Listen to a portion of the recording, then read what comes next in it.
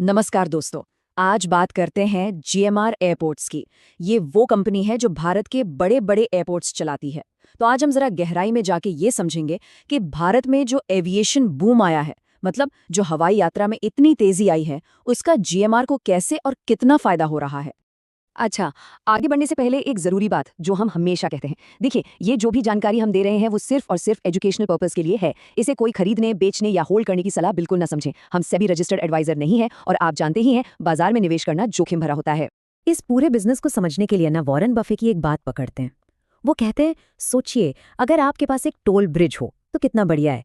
आपने एक बार बना दिया और फिर जिंदगी भर गाड़ियां गुजरती रहती हैं और आप टोल वसूलते रहते हैं। बस एयरपोर्ट का बिजनेस भी आप समझिए बिल्कुल ऐसा ही एक टोल रोड है, लेकिन ये आसमान का टोल रोड है।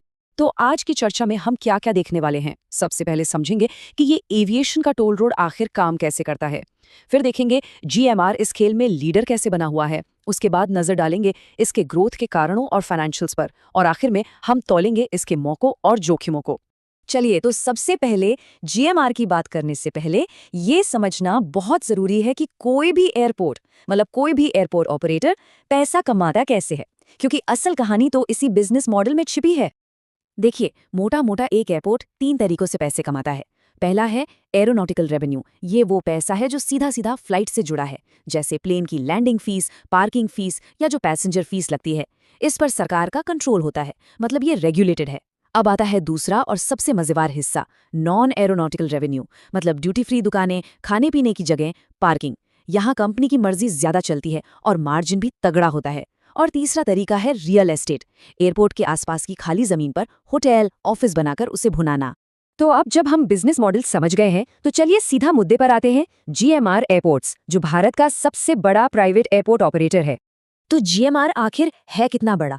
जरा ये नंबर देखिए, 27%। इसका मतलब है कि भारत में हवाई सफर करने वाला लगभग हर चौथा इंसान जीएमआर के किसी न किसी एयरपोर्ट से होकर गुजरता है। ये दिखाता है कि मार्केट में इनकी पकड़ कितनी मजबूत है। अब अगर जीएमआर की कमाई को तोड़कर देखें तो करीब 65% तो आता है उस रेगुलेटेड यानी एरोनॉटिकल बिजनेस से। लेकिन असली खेल इस 35% में है जो नॉन एरोनॉटिकल से आता है। यही वो हिस्सा है जो तेजी से बढ़ भी रहा है और जहां मार्जिन भी ज्यादा है। तो सवाल है कि ये नॉन एरो रेवेन्यू आता कहाँ से है? अरे भाई, ये वही सब है जो हम और आप एयरपोर्ट पर फ्लाइट पकड़ने के अलावा करते हैं। ड्यूटी फ्री से शॉपिंग, फूड कोर्ट में खाना, गाड़ी पार्क करना, लाउंज में आराम करना और वो बड़े बड़े एडवर्टाइजिंग बोर्ड्स, ये सब जीएमआर की कमाई का बड़ा जरिया है।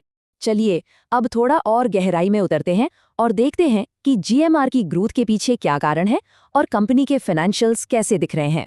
सबसे पहली और सबसे बड़ी बात है इंडस्ट्री की ग्रोथ। जीएमआर को एक जबरदस्त टेलविंड, मतलब एक तरह से पीछे से हवा का सहारा मिला हुआ है। भारत में हवाई यात्रियों की संख्या पिछले कुछ सालों में 11 से 12% की रफ्तार से बढ़ी है, और आगे भी देखिए 2048 तक ये 8 से 9% की शानदार रफ्तार से बढ़ने का अनुमान है।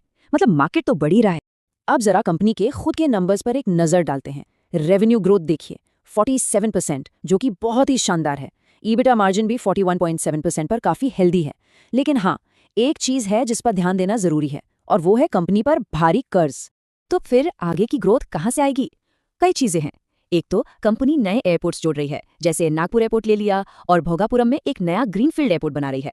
दूसरा, हाल ही में टैरिफ बढ़ाने की मंजूरी मिली है, जिससे सीधी कमाई बढ़ेगी।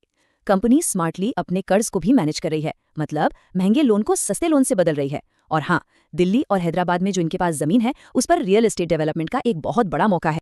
ठीक है, तो ग्रोथ की कहानी तो बहुत अच्छी लग रही है, लेकिन हमेशा की तरह सिक्के का दूसरा पहलू देखना भी उतना ही जरूरी है।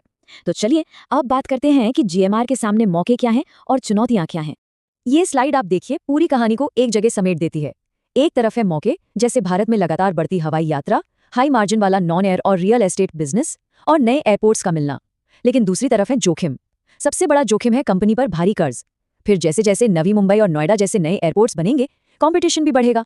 और हाँ, कंपनी काफी हद तक सरकारी और रेगुलेटरी फैसलों पर निर्भर रहती है, जो अपने आप में एक रिस्क है।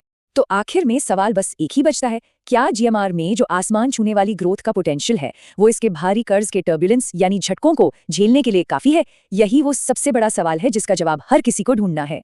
उम्मीद है आपको ये डीप डाइव पसंद आया होगा। अगर हाँ, तो इसे लाइक, शेयर और हमारे चैनल को सब्सक्राइब करना बिल्कुल मत भूलिएगा। और अगर आप ऐसी ही चर्चाओं का हिस्सा बनना चाहते हैं तो हमारा free WhatsApp group wish 100 crore जरूर ज्वाइन करें। आपके मन में किसी और स्टॉक को लेकर कोई सवाल है तो नीचे कमेंट्स में हमें बताइए, हम जवाब देने की पूरी कोशिश करेंगे। हमारे साथ जुड़ने के लिए आपका बहुत बहुत धन्यवाद। और हमेशा याद रखिए, ट्रेड विद डिसिप्लिन।